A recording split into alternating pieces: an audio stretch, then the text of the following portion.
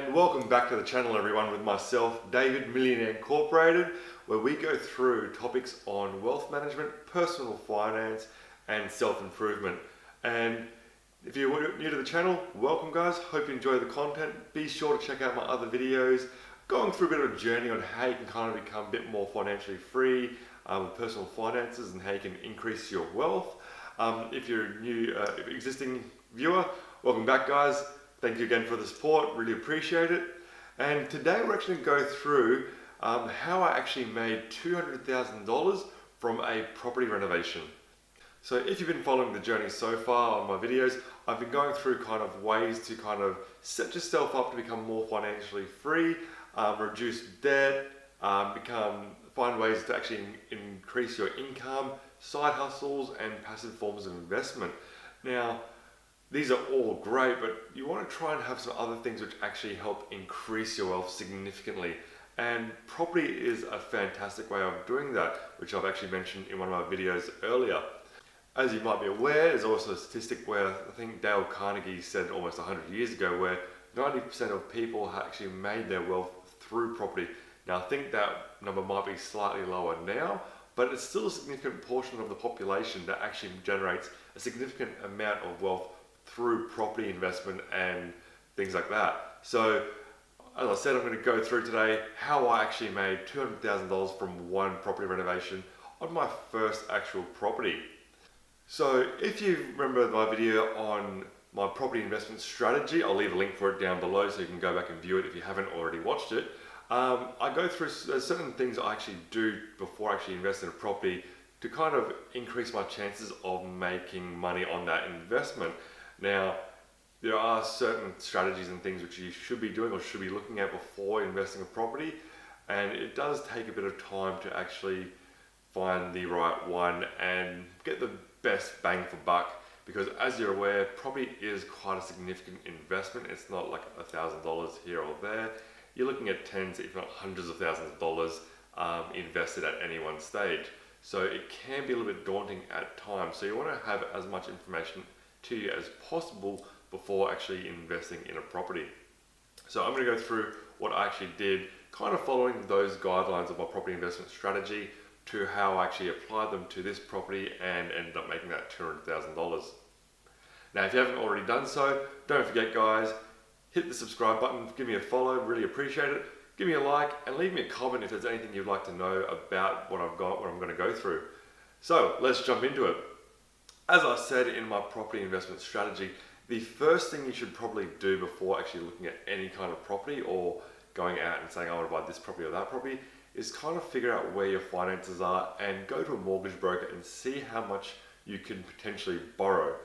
Now, this is very important because it will actually restrict you, depending on how much you can borrow, which areas you can kind of borrow in as well, or what you can kind of do with your money. So you want to have an idea of how much is available to you before you actually go out and buy a property. So my first step, as I said, I went to my mortgage broker, went through with them all my finances, assets, debts, all that kind of stuff, and figured out how much I could come borrow initially. Now they came back and let me know that I could borrow up to about $400,000. Not necessarily something I actually wanted to go out and do, but I had that capacity to do so. Now that was based on my income, and they kind of use like a rough estimate, I think like 8 times more than what you actually earn after tax and expenses to what they'll actually lend out and borrow to you. So that's a rough guideline here in Australia. Other places around the world might be different.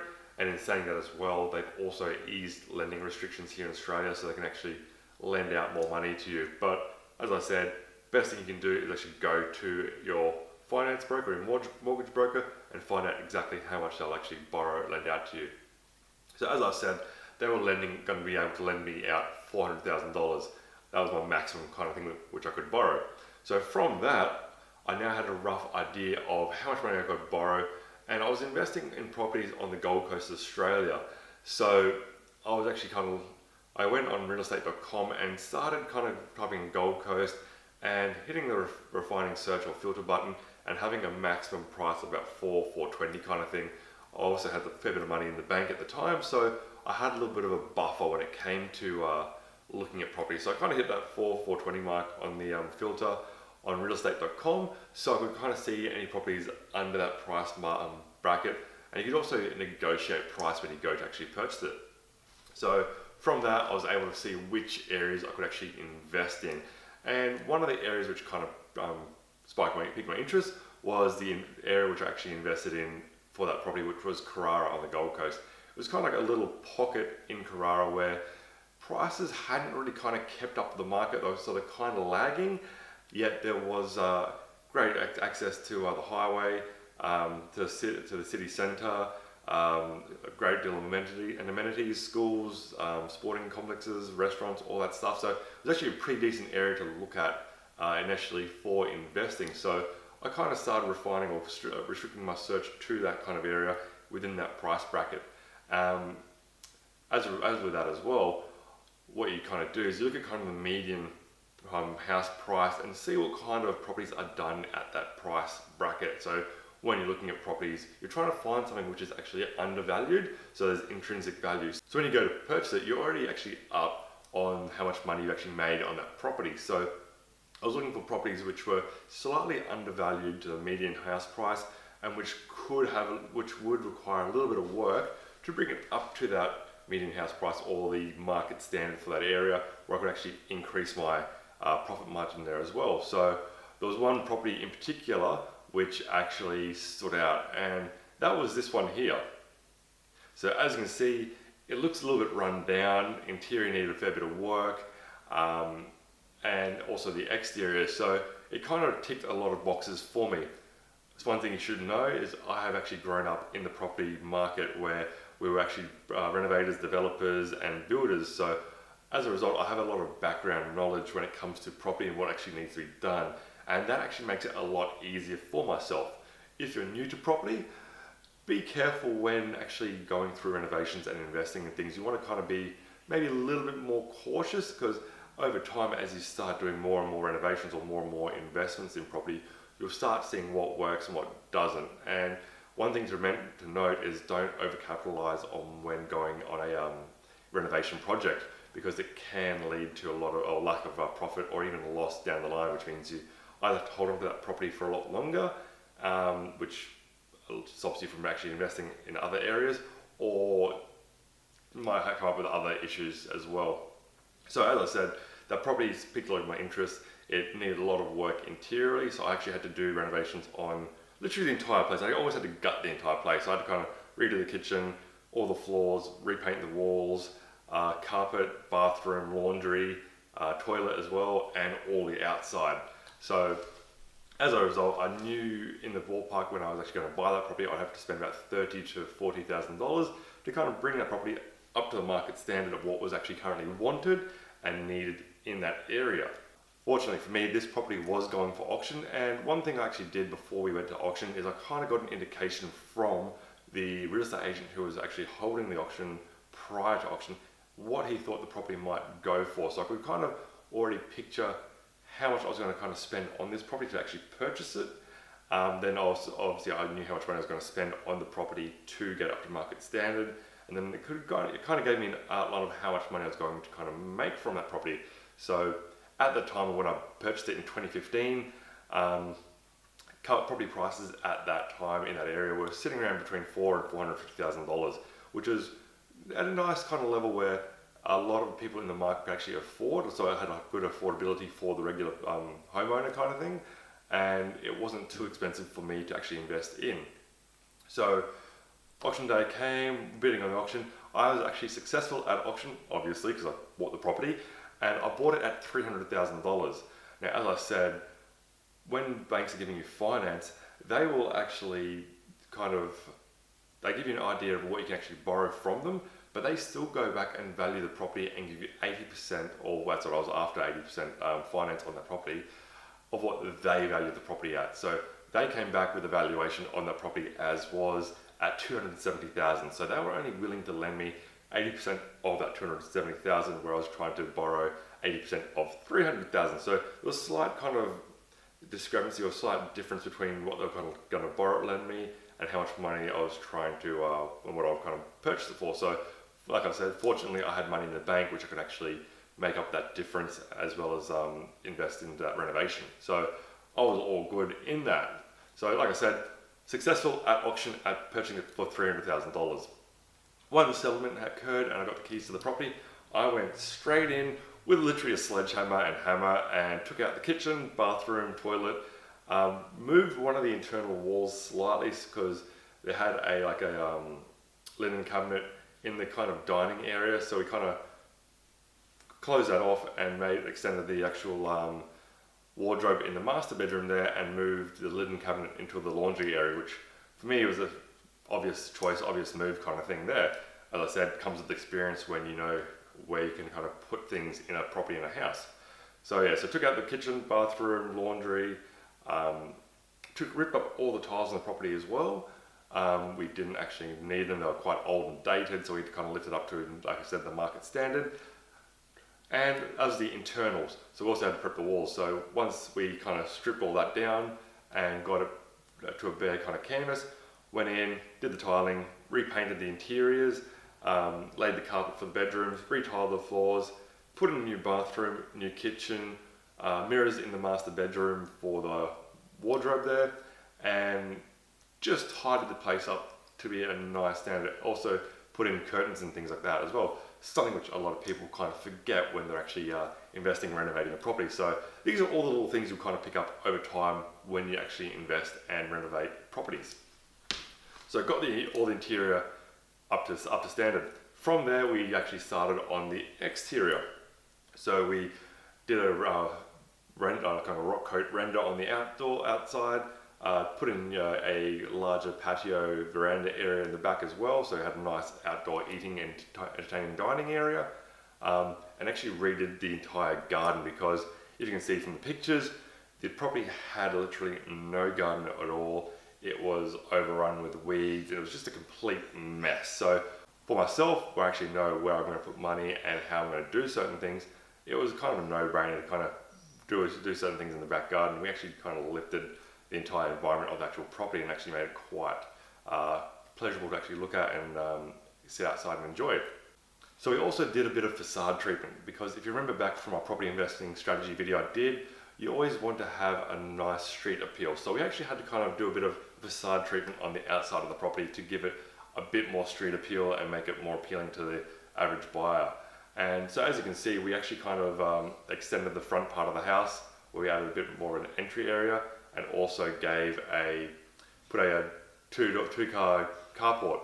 So now the property was brought up to market standard and it looked quite nicely from what it kind of started off at to where we kind of got it to. And as you can see from the photos I'm putting up here now, you can see it had a significant change in its actual appearance and we got a lot of positive feedback from it. Now, when we finished that kind of renovation project, the actual interior and exterior kind of renovation took us about 1 to 2 months kind of thing. But it was my kind of home where I was kind of actually living, kind of setting up a bit of a base. I didn't actually put it back onto the market to sell, but had I done so at the time I actually finished it, I could have actually sold it for about $450,000, which was, as I said, at the market standard. The market in that area was actually going up as well. So that's one thing you got to look at as well. You want to see where the market conditions are for that suburb. So I was actually investing in a suburb where the trend for that suburb was actually increasing in value over time. So within a year, I would have actually made about $100,000. The total renovation cost me about, I think, $40,000 off the top of my head. I can actually do tiling, so I actually did part of the things myself. Like I said, the tiling of the main floors. I got someone in to do the bathrooms because that's a little bit more technical. You have to have certain falls and gradients on the tiles so water actually drains into the drains. But like I said, because I've actually grown up in property, I do have a list of tradespeople who can actually come in and do the work for me, which makes my life a little bit easier, and they can also do me a little bit of a better deal. So if this was anybody else doing it, they probably would have spent another $5,000-$10,000 on that renovation. Still quite relatively cheap. You're looking at about, like I said, $50,000 for renovation cost, and I was looking at making at least $50,000 on the project itself, which is, for the investment of the deposit plus renovation, is about 30 to 50% profit margin there, which is a fantastic return on your investment. So you want to kind of look at things like that. Now, if you do have certain skills when it comes to property, you can actually do parts of the renovation yourself. So you can paint the walls. It's not actually a very difficult task. Obviously, if you want a more professional finish, it is better to get a professional in, but at the same time, it isn't that difficult to do. Certain things I probably would suggest that you leave to professionals, like electrical work. I would not touch that with a 10-foot pole. Bathrooms, they can be quite finicky, and probably kitchen, you might want to leave to a professional as well. Although in saying that, IKEA actually do some pretty decent kitchens. I've had a friend who actually put in a kitchen from IKEA into his house and actually looked quite nicely.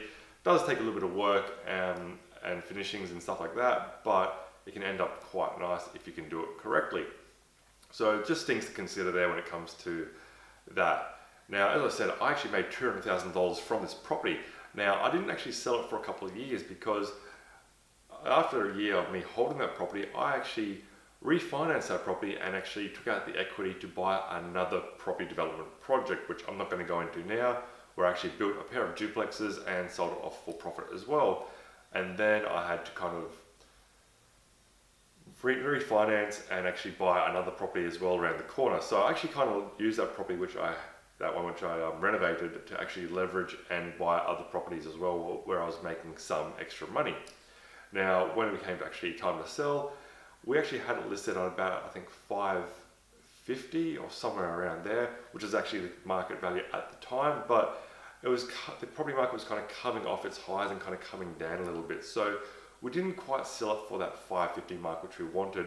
We had an offer at a contract on 525, I think it was, where unfortunately though, the people who are actually trying to apply for that loan couldn't get the finance for it. They kind of missed by about $5,000 and they were unsuccessful. So the contract fell through and then we ended up selling it for about $510,000, give or take. Now there are other fees involved in this. You always got to remember, you got to pay your solicitor's fees or your lawyer's fees for handling the contracts, other rates and bits and pieces. So there are other hidden fees which a lot of people don't necessarily kind of talk about. So as I said, bought for $300,000, spent about $40,000 on the renovation project. So total cost was about $340,000. I lived there for a few years, and then I sold it for $510,000. So I roughly made about $170,000, $180,000 just on that property itself with that renovation.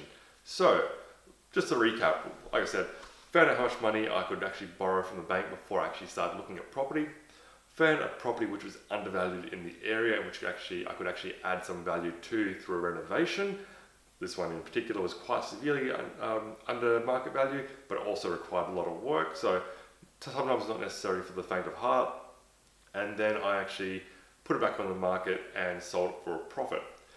Now, as I said in the other videos on passive income ideas and also property investment strategies, you could have potentially have rented that property out as well for some passive income or second stream of income. So like I said, total cost of the property was $340,000.